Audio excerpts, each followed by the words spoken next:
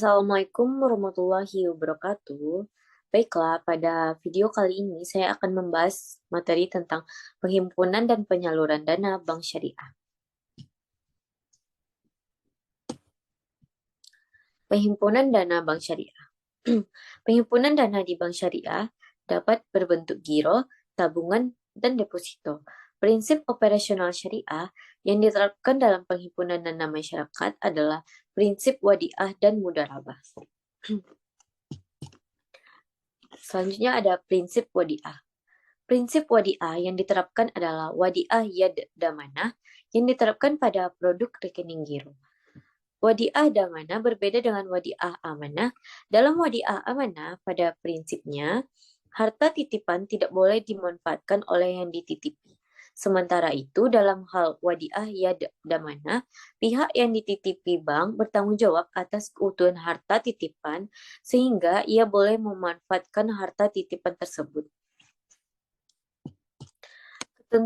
Ketentuan umum wadiah. Yang pertama, keuntungan atau kerugian dari penyaluran dana menjadi hak milik atau ditanggung bank, sedang pemilik dana tidak dijanjikan imbalan dan tidak menanggung kerugian. Bank memungkinkan memberikan bonus kepada pemilik dana sebagai suatu insentif untuk menarik dana masyarakat, tapi tidak boleh diperjanjikan di muka. Yang kedua, bank harus membuat akad pembukaan rekening yang isinya mencakup izin penyaluran dana yang disimpan dan persyaratan lainnya yang disepakati selama tidak bertentangan dengan prinsip syariah. Khusus bagi pemilik rekening giro, bank dapat memberikan buku cek, bilet giro, dan debit card.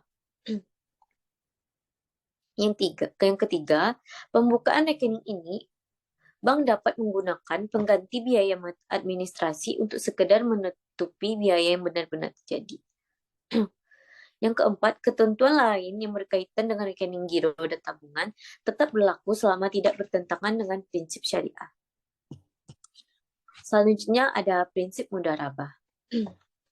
Dalam mengaplikasikan prinsip mudharabah, penyimpanan atau deposan bertindak sebagai sahibul mal atau pemilik modal dan bank sebagai mudharib.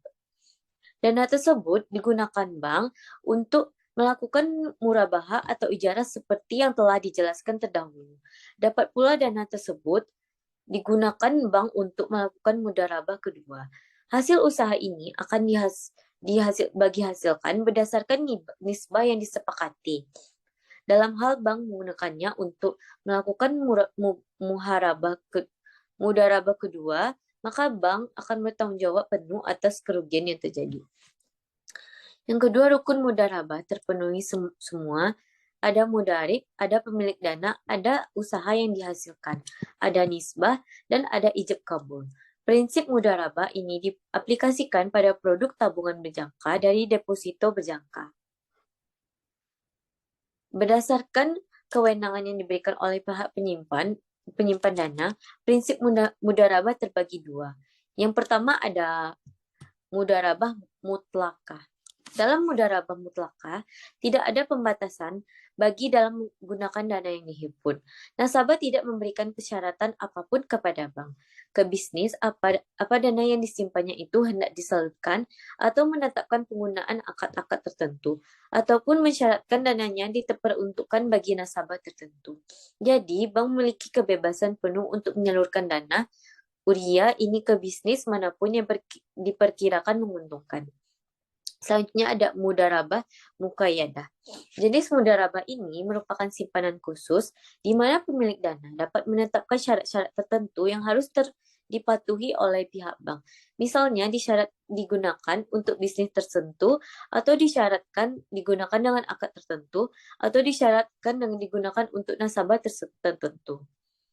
Selanjutnya, ketentuan umum mudharabah mutlahah. Mutlak. Yang pertama, bank wajib memberitahukan kepada pemilik mengenai nisbah dan tata cara. Yang kedua, untuk tabungan mudharabah, bank dapat memberikan buku tabungan sebagai bukti penyimpanan. Yang ketiga, tabungan mudharabah dapat diambil setiap saat oleh penabung. Yang keempat, deposito mudharabah hanya dapat dicairkan sesuai dengan jangka waktu yang telah disepakati. Yang kelima, Ketentuan-ketentuan lain yang berkaitan dengan tabungan dan deposito tetap berlaku sepanjang tidak bertentangan dengan prinsip syariah. Selanjutnya, karakteristik mudharabah muqayyadah. Yang pertama,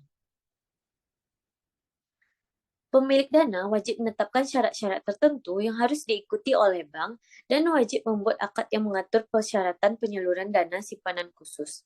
Yang kedua, bank wajib memberitahukan kepada pemilik dana mengenai nisbah dan tata cara pemberitahuan dan atau pembagian keuntungan secara risiko yang dapat ditimbulkan dari penyimpanan dana. Apabila telah tercapai kesepakatan, maka hal tersebut harus dicantumkan dalam akad.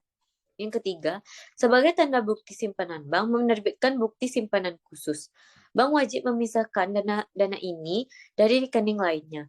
Yang keempat, untuk deposito mudharabah, bank wajib memberikan sertifikat atau tanda penyimpanan bilet deposito kepada deposan.